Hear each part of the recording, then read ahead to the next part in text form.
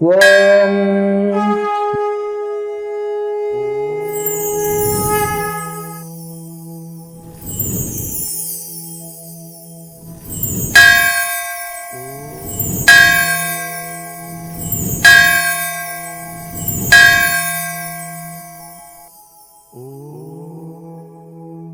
Shri Kriyayoga Dhyana Tapovana Sevashramam charitable trust, Govindarayapalli, Jnanananda Kriyayoga meditation centre, GKMC channel, భక్తి సాధన సేవ.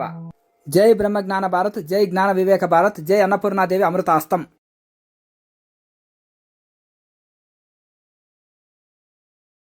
వయసులో చాలా పిరికితనంగా ఉన్నా.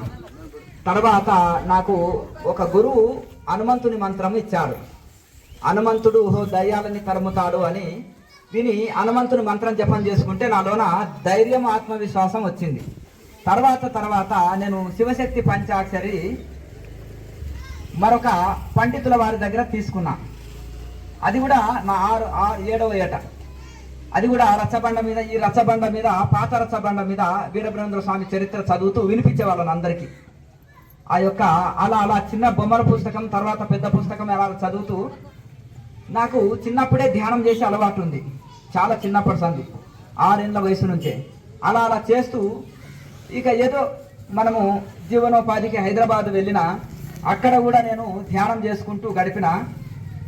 అక్కడ నేను అటు నుంచి హిమాలయ పర్వతాలు వెళ్ళి అవధేశానంద గిరిజీ మహారాజు, శ్రీ దిగంబర్ అవధేశానంద గిరిజీ మహారాజు దగ్గర క్రియాయోగ దీక్ష తీసుకొని మళ్ళీ నేను చూడడానికి హైదరాబాద్లో ఉన్నట్టుగానే కానీ ఆ సాధన చేసుకుంటూ నేను చిన్నప్పుడు ఏదో నాకు నచ్చిన వృత్తిని నేను చేసుకుంటూ ఉన్నాను. తర్వాత గురువు గారు నాకేం చెప్పారంటే, నువ్వు చిన్న వయసులో సన్యాస దీక్ష చెయ్యను, తల్లిదండ్రుల పర్మిషన్ ఉండాలి అన్నాడు. తల్లిదండ్రులు ఒప్పుకుంటారా చెప్పండి, ఎవరన్నా ఒప్పుకుంటారా? వివేకానందుడు పక్కింట్లో ఉండాలి, మా ఇంట్లో ఉండొద్దు అని కోరుకుంటారు. భగత్ సింగ్ పక్కింట్లో ఉండాలి, మా ఇంట్లో ఉండదు, అంతేనా? అలాగే శంకరాచార్యుడు పక్కింట్లో ఉడితే సరిపోయి కానీ మా ఇంట్లో వద్దాయా అంటాడు. గొప్పడేనా? గొప్ప వాళ్ళే, అవునా కదా?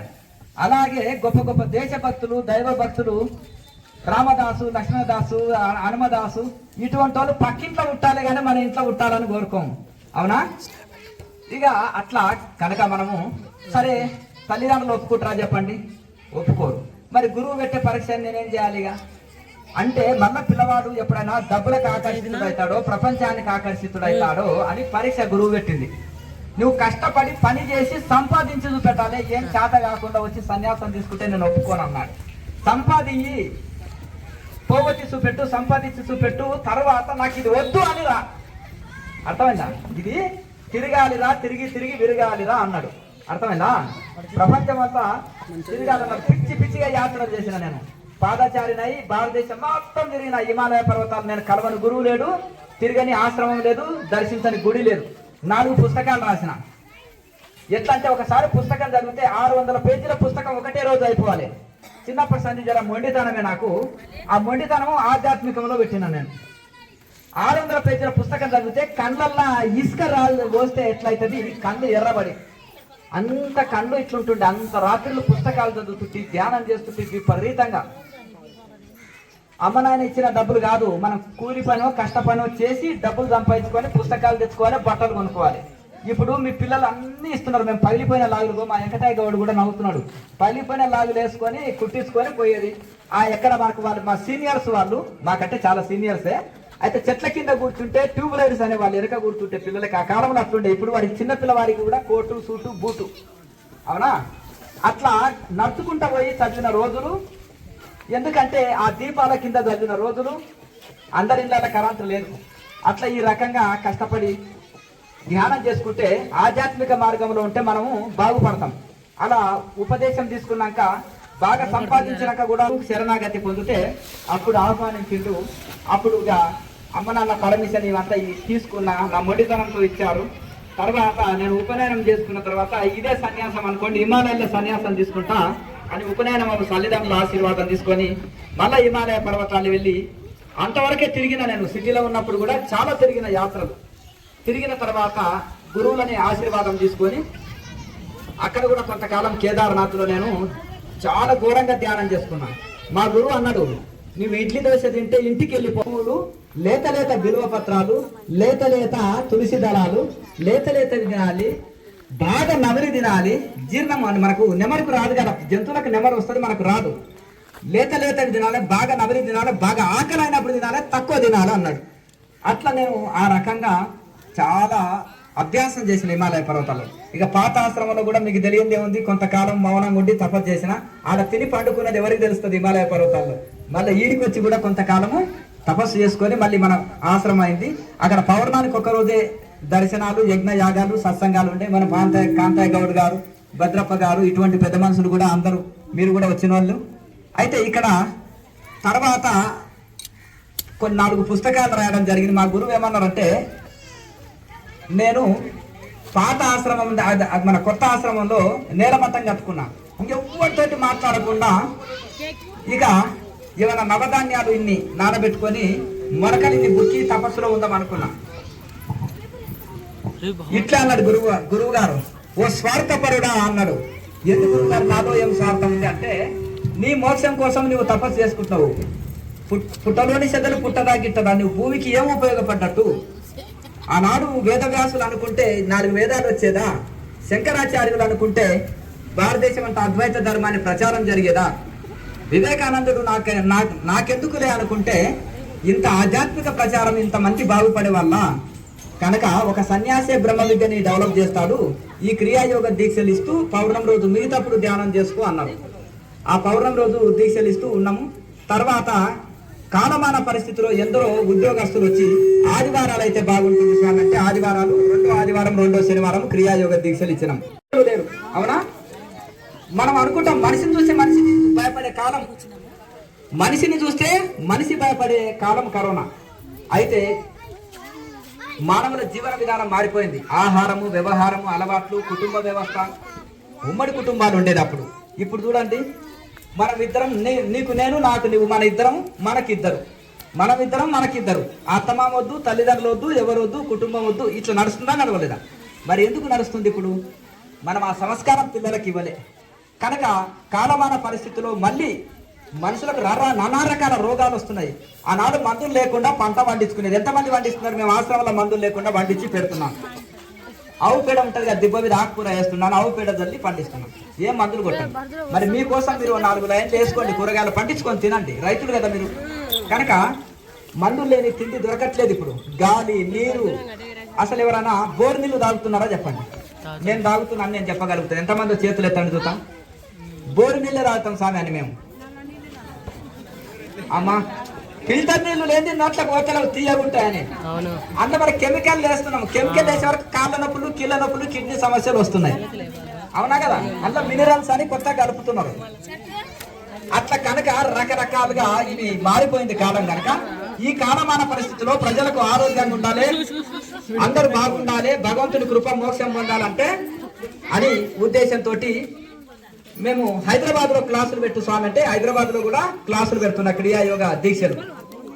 తర్వాత మా జిల్లాలో కూడా మీరు పెట్టాలి స్వామి క్లాసులు అని ఒక్కొక్కరు కోరుతుంటే ప్రజల యొక్క ఆకాంక్ష కోసం జిల్లాలు తిరిగి క్లాసులు పెడుతున్నాం. అలాగే ఈ యొక్క G50 అంటే ఏంటిది? ఇంట్లో ఉంది పాంప్లెట్స్ లో.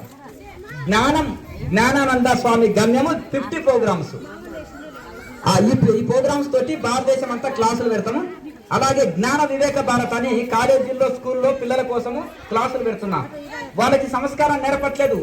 మనిషి పడుకున్నది మొదలు రాత్రి నిద్రపోయినంత వరకు మానవుని జీవన విధానము అనేది అందులో పిల్లలకు సంస్కారం నేర్పబడుతుంది.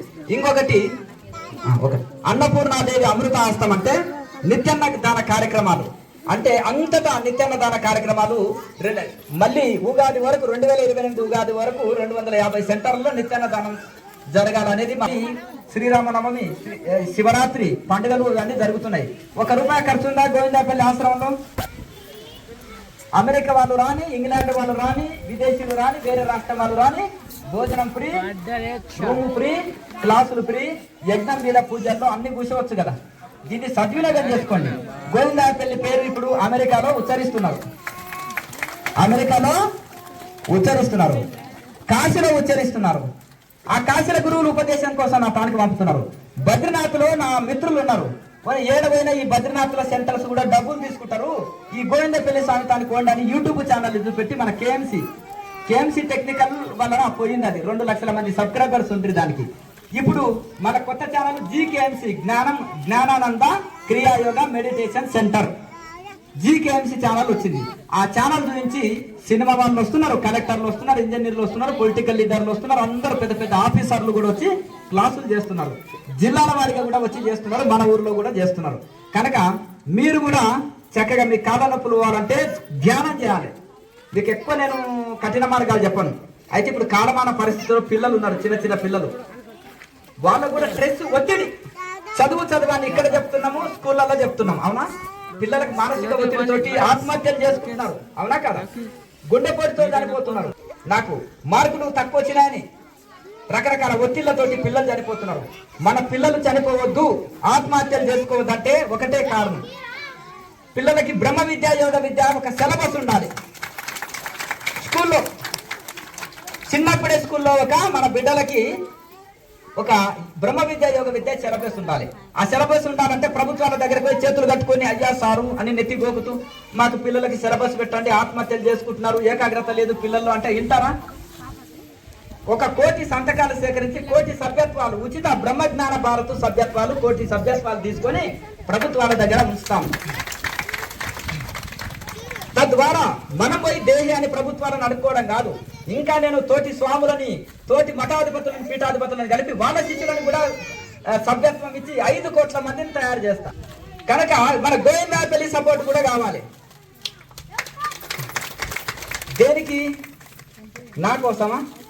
మన బిడ్డలకి యోగ విద్య, బ్రహ్మ విద్య ఒకటి సిలబస్ కావాలి. అంటే ఒక పాఠ్యాంశం, స్కూల్లో ఒక పాఠ్యాంశం కావాలి. మరి పాఠ్యాంశం కావాలంటే మీ తల్లిదండ్రులకే పిల్లలకు, లేకపోతే స్వామి మా పిల్లవాడు చెప్పింది తినాడు స్వామి, రోడ్డు మీద తిండి తింటాడు స్వామి, వాడికి ఇప్పుడే రకరకాల జబ్బు వచ్చింది, రకరకాలుగా ఇది ఉంది, పెద్దలకు నమస్కరించండి, ఎట్లా పడితే అట్లా మాట్లాడతాడు స్వామి అంటే మరి సంస్కారం ఎట్లా వస్తుంది? మా పిల్లవాడు ఆత్మహత్య చేసుకున్నాడు స్వామి అని ఏడ్చేటోళ్ళు ఎందరో ఉన్నారు. ఎందుకు? ఒత్తిడికి తట్టుకోలేక, మార్కులు తక్కువ వచ్చినాయి. మరి మీ పిల్లలు ఆత్మహత్యలు చేసుకోవద్దు అనుకుంటే, మీ పిల్లలు లేవంగానే కాళ్ళకి నమస్కారం చేసుకోవాలంటే బ్రహ్మ విద్య, యోగ విద్య ఒక సిలబస్, ఒక పాఠం రావాలి పిల్లలకి. ఆ పాఠం వస్తే తల్లిదండ్రులకు లేవంగానే నమస్కారం చేస్తారు. దేవతల్లాక మిమ్మల్ని చూసుకుంటారు, లేకపోతే మిమ్మల్ని ఓల్డేజ్ హోమ్లో వేస్తారు, వృద్ధాశ్రమాల్లో వేస్తారు. అర్థమైందా? ఆ సంస్కారం అనేది మనకు చిన్నప్పటి సంది రావాలంటే బ్రహ్మ విద్య, యోగ విద్య ఒకటి పిల్లలకి ఒక పాఠ్యాంశం రావాలి. పాఠ్యాంశం రావాలంటే ఏం చేయాలి? బ్రహ్మజ్ఞాన భారత్ సభ్యులన్న పిల్లలకి యోగ విద్య, బ్రహ్మ విద్య ఒక సిలబస్ రావాలి. ఆ సిలబస్ రావాలంటే అన్ని ఊర్లలో మద్దతు తీసుకుంటున్నా, ఊరూరు సంచరిస్తున్నాను.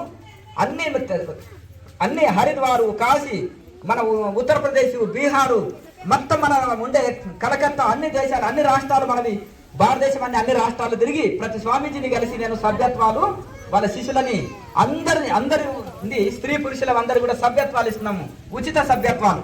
కనుక గోవిందాయపల్లి ప్రజలు కూడా అందరు కూడా మీకు ఒక సర్టిఫికెట్ ఇస్తాము. అందులో మీ ఫోటో అతికించుకొని ఇంట్లో పెట్టుకోండి, మీ పేరు రాసుకొని ఒక ఫోటో కొట్టి మనకు ఆశ్రమ ఆఫీస్ నెంబర్కి పంపిస్తే అది మీరు సభ్యులు అయినట్టు.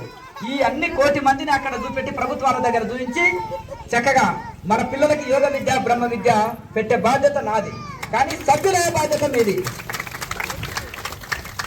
నా కంఠంలో ఊపిరి ఉన్నంత వరకు పిల్లలకి సిలబస్ పెట్టే తీరుతాం. ఎందుకంటే మన సంస్కృతి, మన సాంప్రదాయం, గురుకులాల్లో ఉన్నాయి, వేద విద్య ఉండేది. మన భారతంలోని, భాగవతంలోని మంచి మంచి ఘట్టాలు, సన్నివేశాలు, నీతి కథలు అంటే శ్రావణ కుమారుడు, ప్రహ్లాదుడు, అలాగే మనకు రకరకాల కథలు, ఏకలవ్యుడు, ఇటువంటి కథలు మనకు చిన్నప్పుడు ఉండేది పాఠాలు.